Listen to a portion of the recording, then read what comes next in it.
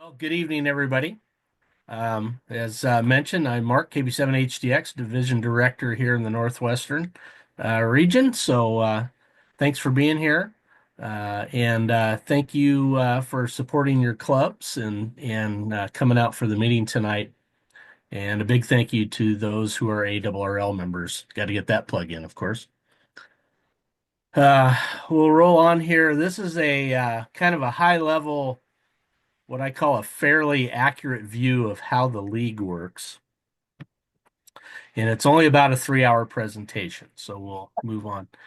ARRL is set up as a 501c3, and I should back up a minute. It's interesting. I've done this a number of times, and I've found it curious, I guess, as to how many people really don't or have never looked into how the league is really structured. So this was kind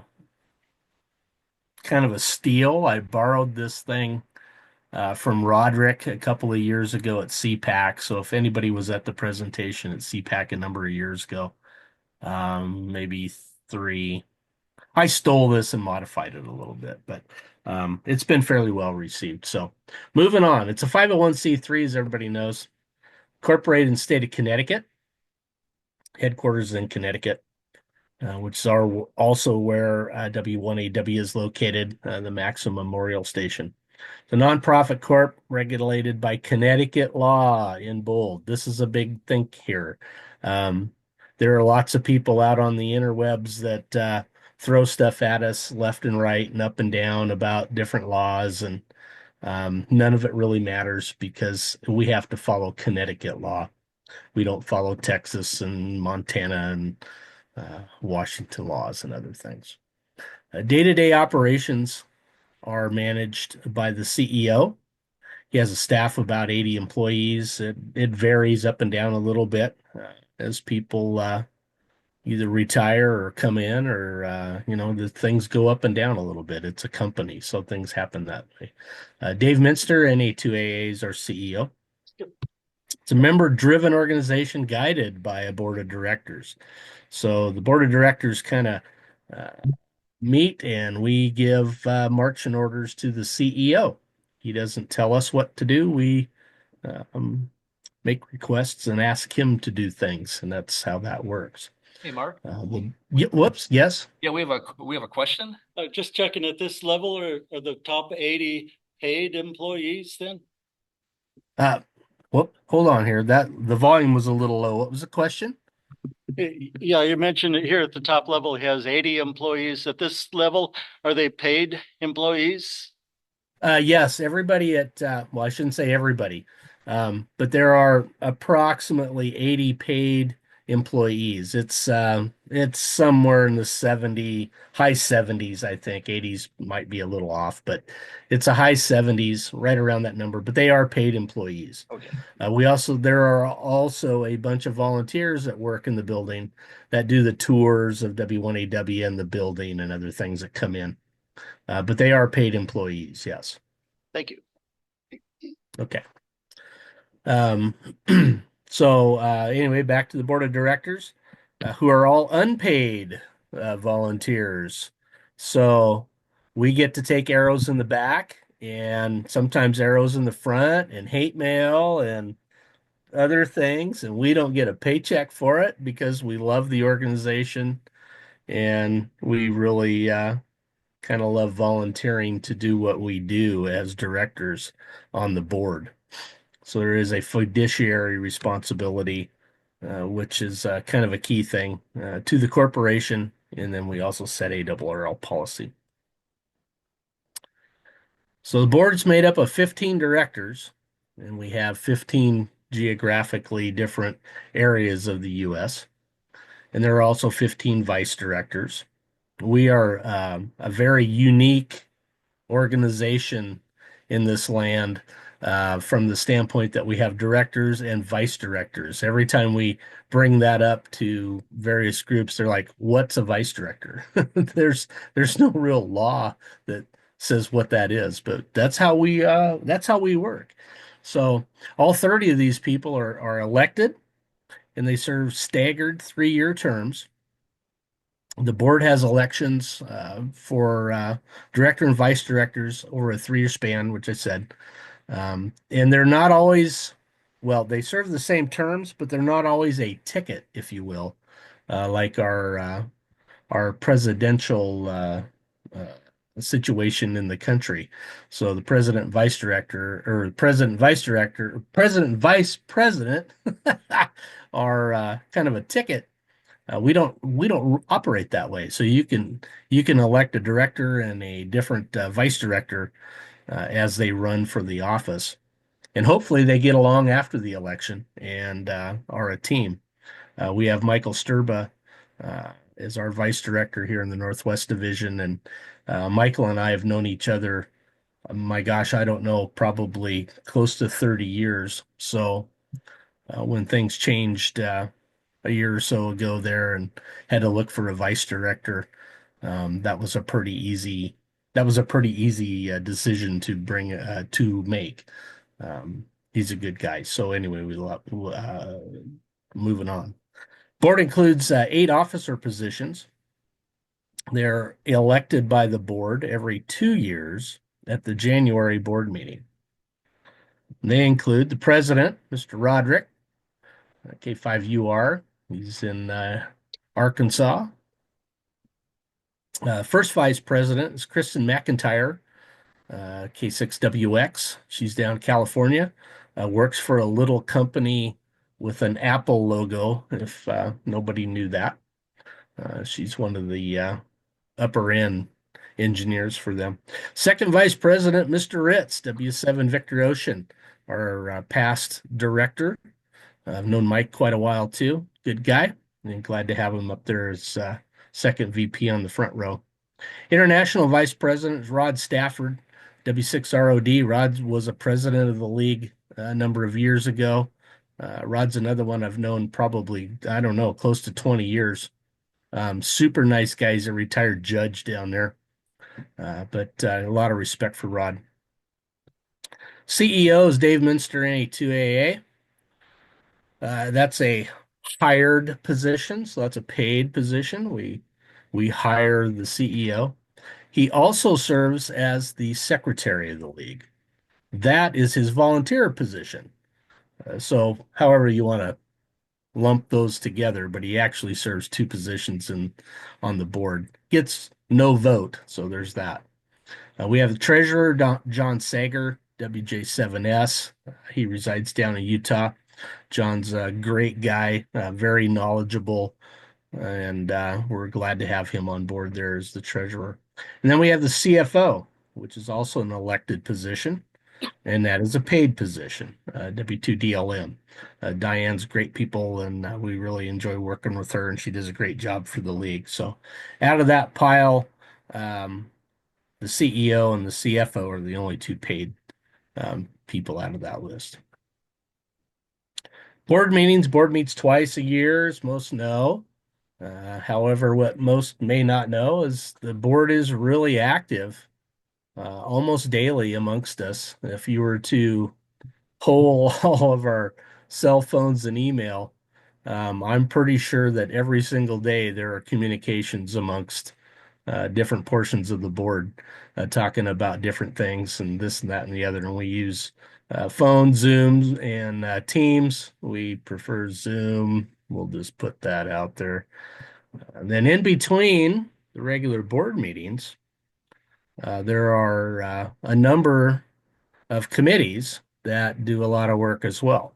And those, the 5 that are established in the bylaws are the Executive Committee, A&F, Administration and Finance, PSC, Programs and Services, ECFSC, I call the Word Salad Committee because it's just a mouthful. And then we have E&E, the Ethics and Elections Committee. We use a little different tone of voice there. So the Executive Committee acts on the board's behalf between meetings, and they apply board policy to make necessary decisions when different things come up, monitors and evaluates rules and regulatory changes as they come around. They work with the RFCC Council, David Sedal, on matters with the FCC and monitor the overall operation, from that level. So the EC is a very useful committee to deal with things, and they can make decisions in between board meetings. They're usually every 4 to 6 weeks they meet. That is on Zoom.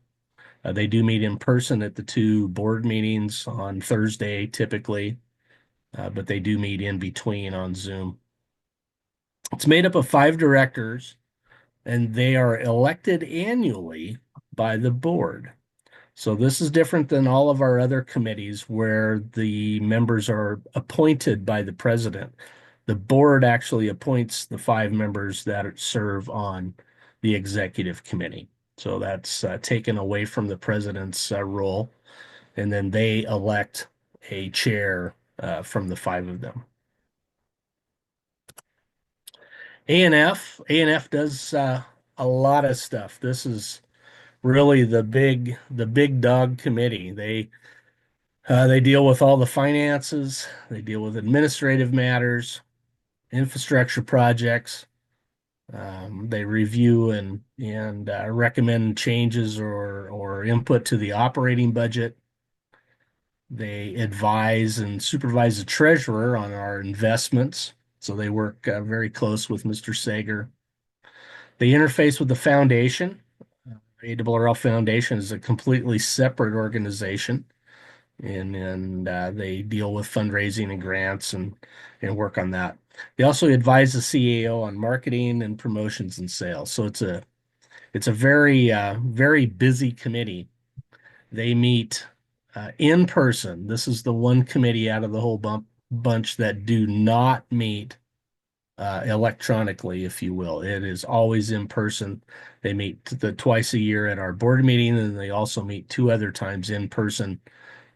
Currently, one is in Connecticut, and the other time is in Denver. The chair of that is Jeff Ryan, who's the Rocky Mountain director. And so he's chair. He gets to pick where that meeting is. So he does it in his hometown there in Denver. It's made up of 5 directors and 1 or more vice directors, and those are all appointed by the president, and the chair is also appointed by the president. PSC, this is a committee that deals with programs and services, handles awards and a lot of other things that happen there. They create and modify services and programs and advise the CEO. Things around DXCC, contest, radio sport. They handle things with W1AW, the QSL Bureau, and they also don't necessarily oversee, but they are involved with volunteer examiners, volunteer councils, education initiatives. Same makeup, it's 5 directors plus 1 or more vice directors appointed by the president. Word Salad Committee, ECFSC. I serve on this. This was used to be the Pizzywig, which I kind of coined that frame too. That was the Public Service Enhancement Committee or something like that. But ECFSC kind of morphed into this when we made it a standing committee. Same sort of title line there. Create and modify program service training, advise CEO with things dealing with the field organization. That's section managers, MCOM, those type of things. Clubs. We deal with all sorts of things with clubs and affiliated and special service clubs. Same makeup, 5 directors, 1 or more vice directors, all appointed by the president. There's a note there with higher exposure to national disasters, but that was in the charter, but it's not necessarily followed. So let's move on. E&E, ethics and elections. This committee is a very important committee. It takes probably more heat than any other group of people in the league structure. It deals with issues of noncompliance, infractions, and possible conflicts of interest among board members. Also with section managers. So it's a big umbrella there. They oversee the elections. They deal with uh, vetting applications to be a section manager or a board member. And it has three directors that are not in an election cycle. So the way that, I thought that was on a prior slide, but maybe it's not. We have 15 divisions. Every year there are 5 elections. So there are 5 divisions up for elections every year, and that rotates on a 3-year cycle. So they have to pick 3 directors that are not on an election cycle, and then they are actually appointed by the president. So that's how the E&E committee is made up. And then there's a chair appointed by the president in that process as well. We have a number of other board committees, advisory committees, and just regular that are permanent committees. We have an ARRS committee. I chair that. Advisory committees, most people are probably familiar with the DXAC, DX Advisory Committee, CAC, Contest Advisory Committee, but there are a number of others. There are 19. I think it might actually be 20 now because we created another committee in January. But the number of people volunteering on those is around 200. So there's a lot of people working the committees for the league. Field organization. So we get out of the board and we bring her down. Shouldn't say bring her down, but we get down to the nuts and the bolts where some of the work gets done. So each division is divided into sections. They're normally along state lines. Some of the heavier populated or uh, larger geographic areas, depending on population of hams, will have multiple sections, such as Washington. Washington's split in half. You go to California, there's I don't even remember how many sections are in California. There's a lot. So each section has a section manager, also unpaid. They are elected by membership, and they're on a 2-year cycle. So this year, in fact, there was a notice that's out in the current QST.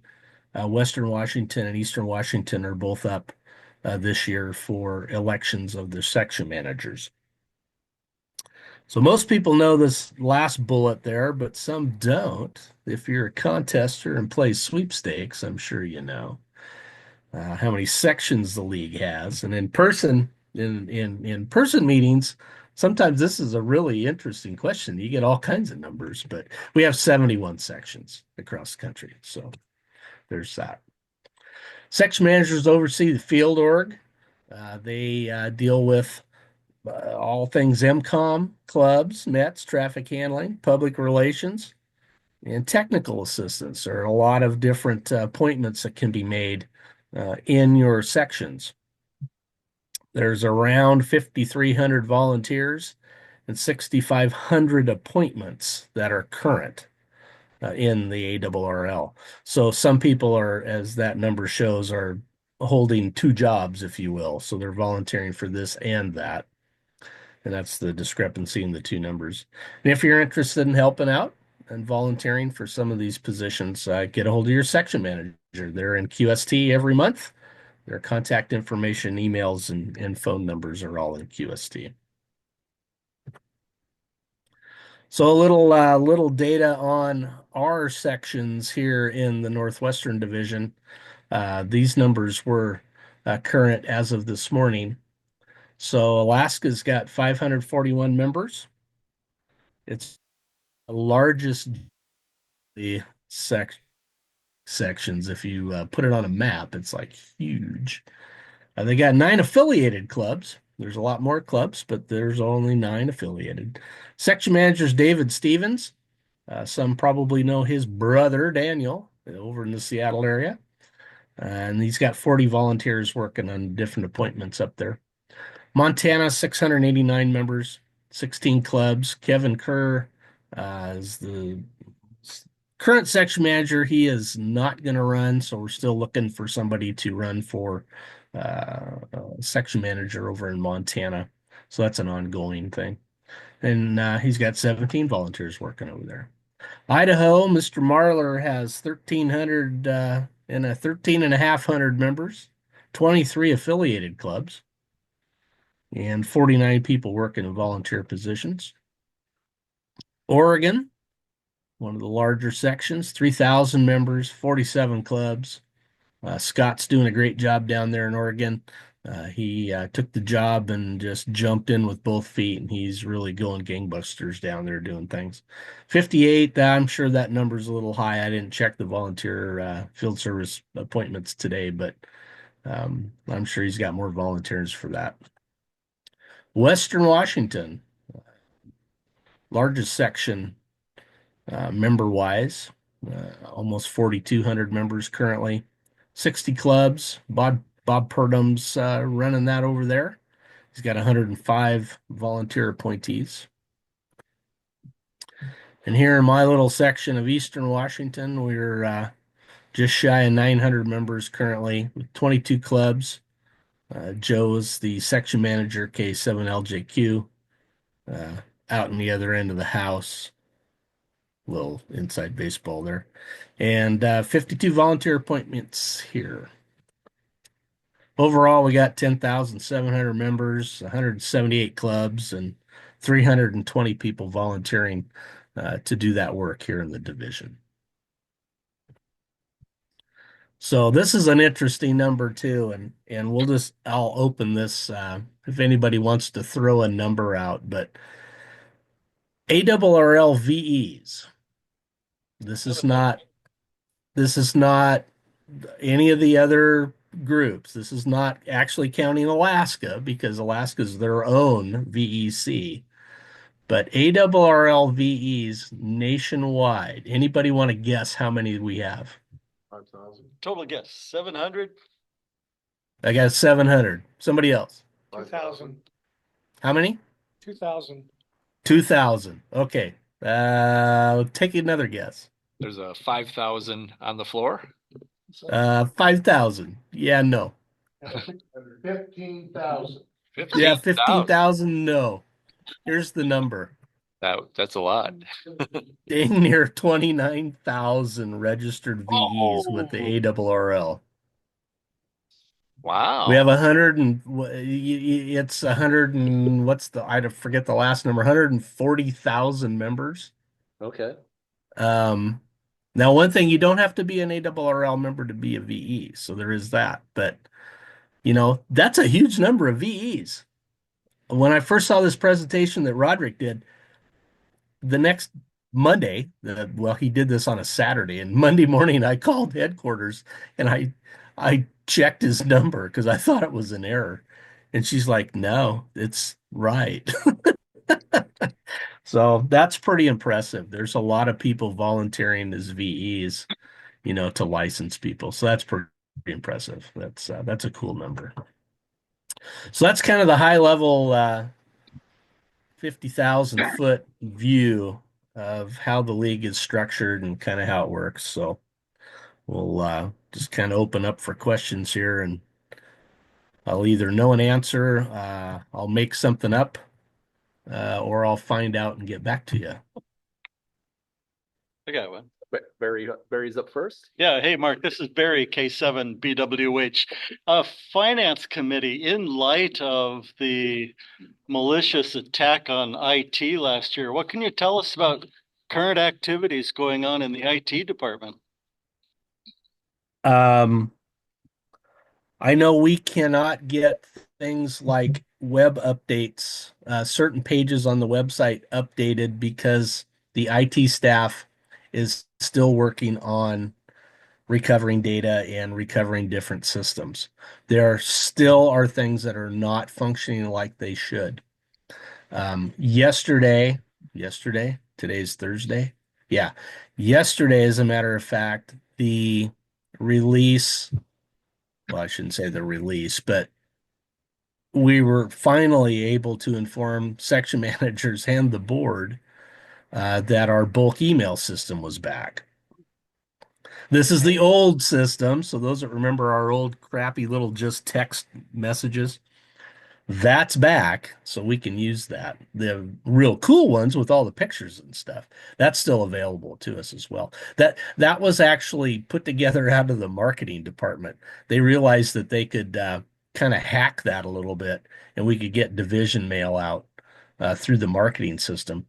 But it's really nice to be able to send, direct email to a section, or, the division, or actually we can drill that down even to legislative districts. So that just came back online yesterday. So they're still dealing with things that were, messed up during that attack.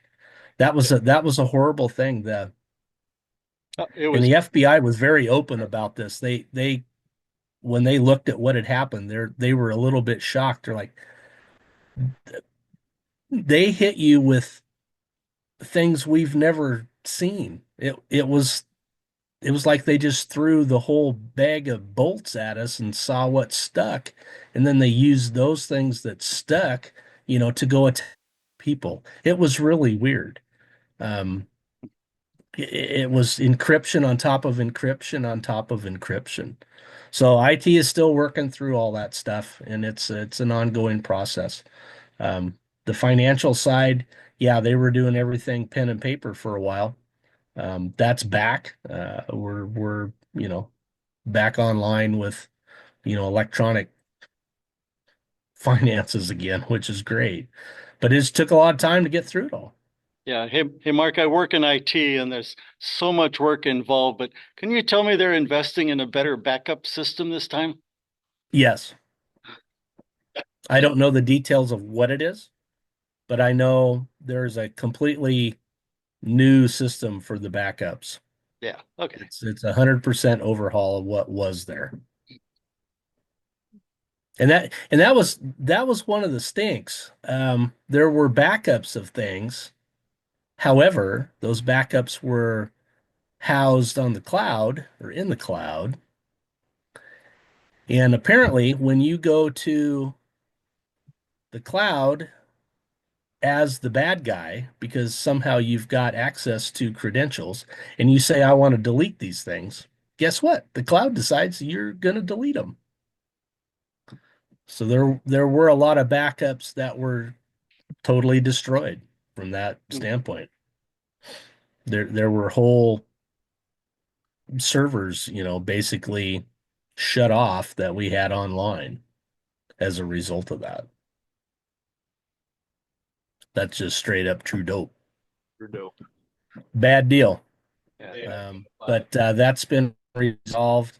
There are on-site backups. There are still cloud backups, and then there are, my understanding, there's some air-gapped backups too. Nice. George, Did they identify the bad actor? could you hear that, Mark? Any idea? The question is, That's never been released to us if they did. can we have like a party when they get caught? If I knew the guy's address, I would be glad to share it. Right on. We're on standby. But it was a group. What they pretty much told us is they recognized a lot of what had happened from, prior investigating, and their their statement was that this was a group of people that had got together that were the best of the best of the worst of the worst of other groups that they had disbanded. Oh my gosh. What did we do? Yeah. Send the So and that's, like I said a minute ago, they threw stuff at us that they hadn't seen before. It was like a test bed. One reason to. What the heck? Only foreigners would think the ARRL had any money worth going after. Well, I don't even know if they thought that far ahead. I mean, it's like the Seattle, it was the Seattle Library, wasn't it? Got whacked shortly after us. Yeah, the And library. Yeah. what the heck? So I think it's just random, and who they attacked, they Wow. just went after it. Terrible. Terrible. Yeah, it was. And it still is. And we're still recovering. Yeah. Yeah. There's still things that don't work that we used to use. They're coming up on a year here. Yeah. And Fortunately, our insurance company paid the big bill, so there's that. are they creating more safeguards? Yeah, I don't know if you heard that, Mark. The question was, are there more safeguards being created? Oh yes. Yeah. Oh yes. Even at our level. We've all got Office 365 accounts, ARRL.org, and that was one of the first things that happened where, we're all on that 5-level security thing where you have to enter a number on your phone, you have to cook a hot dog, you have to mail the hot dog, you have to do all kinds of stuff to get back into your email account now. So there's there's a lot of changes that have happened there. Oh man. That's well, the Edmonds Woodway ARRL militia is on hot standby. If you get the address, I don't know what we'll do. We'll throw hot dogs at them, but or something. Yeah, Actually, I'll have to cut that out of my recording, won't I? Can't say militia. Can't say militia. it's kind of too bad. We started that actually at my place of work. To log in the morning, you had to do this two-factor authentication stuff, and I was like, man, this is a pain in the butt. We're a little bitty old podunk fab shop here, and it was about 2 months later the league got whacked, and I went, oh, Aha. yeah, I guess I'm pretty happy we Yeah. have that here. It woke a lot of us up. I'll It just say really for did. myself, yeah, while I'm pointing fingers, I can't believe they didn't lock that down while I'm quickly going through my stuff. Oh, she's, I better lock this down. So Yeah, anyway, yeah, exactly. yeah, Yeah, that's tough times. yeah. Any other So questions anyway, for Mark? Anyone? I have a question. We have a Mark, question. Susan W7MXW here. Thanks for being here tonight, by the way. Do we have does the ARRL have a political lobbying arm? And whether or not the league does, what are some of the big issues that are being looked at right now in terms of possible changes at the national level that could affect the league and members? okay, we do not have a pack. In fact, I think Connecticut law may prohibit the league from actually having a pack. The closest thing that we may have there is our folks in Washington working on, currently we're working on this HOA bill and trying to get some relief for people that are affected by those things. But aside from that, we do not have a political arm. We do not. Are there any major issues the league's looking at, though, coming down the pike that the league would possibly be interested in getting members interested in contacting politicians about? Aside from the HOA bills, no. And that's that. Just a little update on that. We had, of course, last year we ran out of time, so everything kind of stopped. Both those bills were reintroduced. We have pretty much the same support we had last year. They are still gaining supporters for those two bills. The hope, the plan, the dream, the desire is by the end of the month to have some information come out to members to where we can start sending some letters to our representatives. There's a website that's been set up. For those that remember, I don't know, it was 7, 8 years ago, gosh, now. At a lot of the ham fests, we had some computers and printers set up. You could poke your call sign in, and it would spit out some letters that you could mail or we could keep and hand deliver on the previous bill. This is very similar, but you go to the website, poke in your call, it'll generate the letters. It will save them in a back-end database, and then our lobbyists will have the ability to run in there and print those per representative and then hand deliver those, because that has a much larger effect. When you stack up 125 letters on somebody's desk than if they've been randomly getting emails for, a month. Hopefully, like I said, that might happen the end of the month. Currently, though, in Washington, D.C., there's two things going on, which everybody probably knows. It's funding so we don't shut her down, and Doge. So, when they get done dealing with those two things, everybody can go back to work. But we're still hopeful that by the end of the month we'll be able to release that information and get that out, and that'll be a big member bulletin that hits everybody. And obviously we're asking members and non-members alike. So when that hits, share it with your clubs, share it with anybody you can. Um, to write those letters. And all you got to do is, push a couple buttons and it'll generate it. Form letters are form letters, but they still have an impact when there's 120 of them on a desk. And we heard it first, didn't we? Great. Greg has a question. I have a question. I'm not sure who's the current FCC chairperson, and do they have a good relationship with the ARRL? That person changed, and I cannot tell you who that is either off the top of my head. Um, However, our FCC lawyer, Dave Sedal, has worked in and for and with the FCC pretty much his entire career and knows the person. And David is a great guy to have on our payroll. He is a paid person.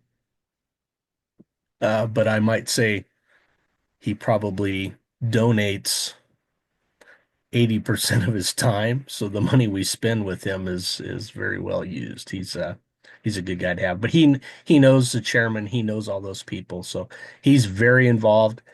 He keeps the board involved when things happen. So I don't have any I don't have any questions about what's going on there. When something happens, he advises us, I mean, almost instantly. Very good. Anyone else for Mark?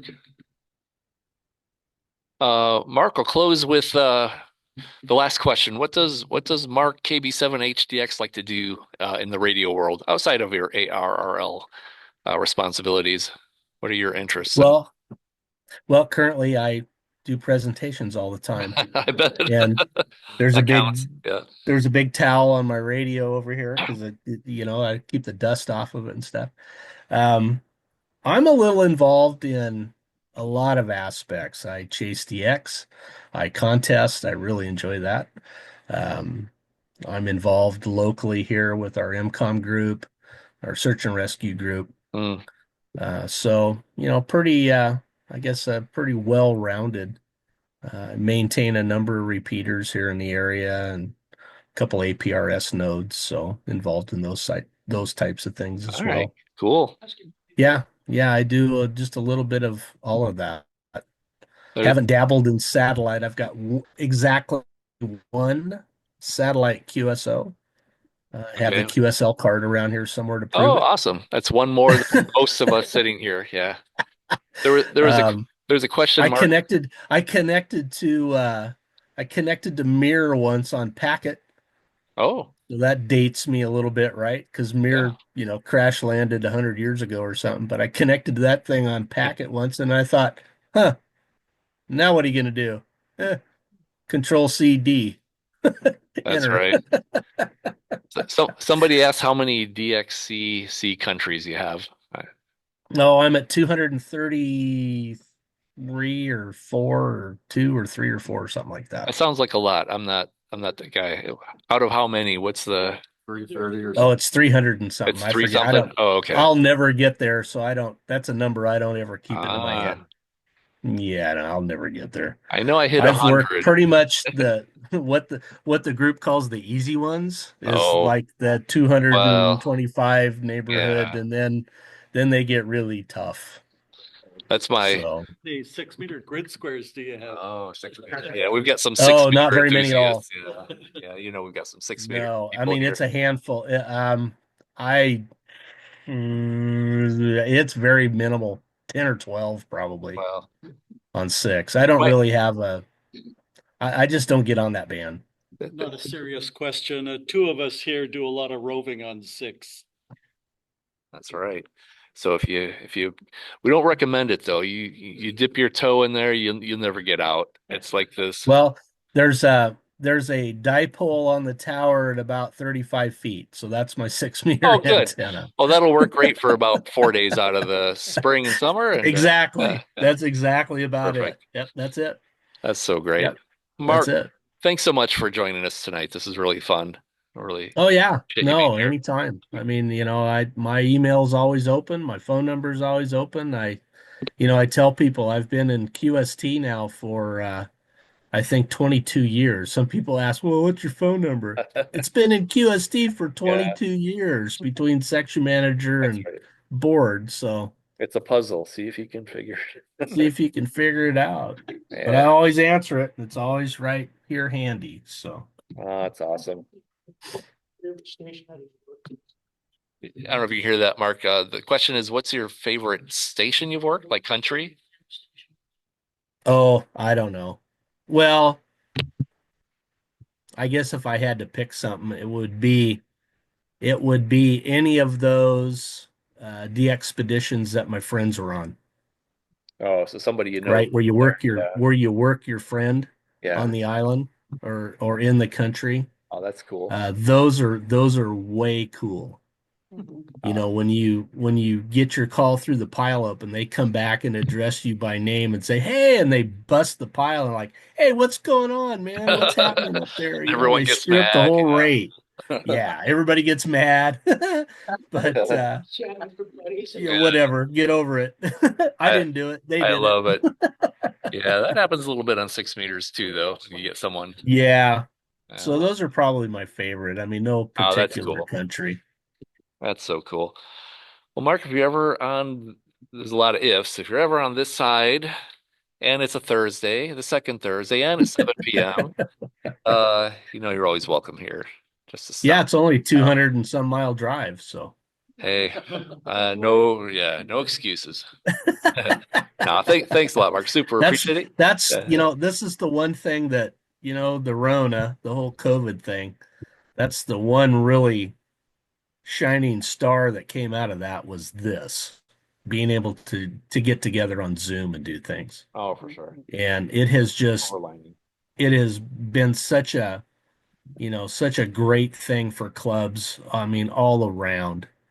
I know the Western Washington DX Club, I remember them, and we meet once a month, and it's all on Zoom. I don't think that group's ever going to go back to an in-person meeting. They're doing picnics and different things, but the regular meetings are all on Zoom, and we just have so many people show up because Yeah, you can get everybody from everywhere, and you're here. yeah, we do the And hybrid, of course. It's yeah, and it has its works own great. challenges, but Last night I did a presentation for Voice Idaho over there in Boise. There was 50 people at the pizza joint, and all 10 of us on Zoom. But there was 10 of us on Zoom. Yeah. So, and it's nice. You can make a presentation there and talk to people, and that's a 6 hour drive from here. So it's not something you just run over there on a Wednesday night. are you in Wenatchee? Is that right? Yakima, Yakima, Yakima. Sorry, did Yakima. I offend you? I don't know the Eastern Oh Washington. no, that's Okay. fine. I'm a 509er. You A could throw it that 509er. way. That's all. The Yeah, only area code in Eastern Washington. that's all you need. That's all they need. All right. Well, you're very welcome. You're very welcome to. We're hearing about some burger joints now in Yakima. All right. Oh yeah, minors, majors, Niner. Jean's Cottage Inn, Oh, see. All right. Lariat, Laredo. I know all of them. Way to digress us there, Bill. Now, now I'm hungry. Yeah, now I'm hungry. All right. Mark, All thank you right. very much. You're welcome to hang out. Yeah. Don't feel obligated. Well, I appreciate that. Actually, I'm going to go eat some dinner. Right So- on. We super appreciate your So time. again, thanks everybody. Thanks for supporting your clubs and thanks for supporting the league. It's really appreciated. I'm glad to be here. Yeah, thank you. Getting an applause Yeah. there. Yeah, thank you, Mark. 7 3s. All right. See y'all later. Thanks, man.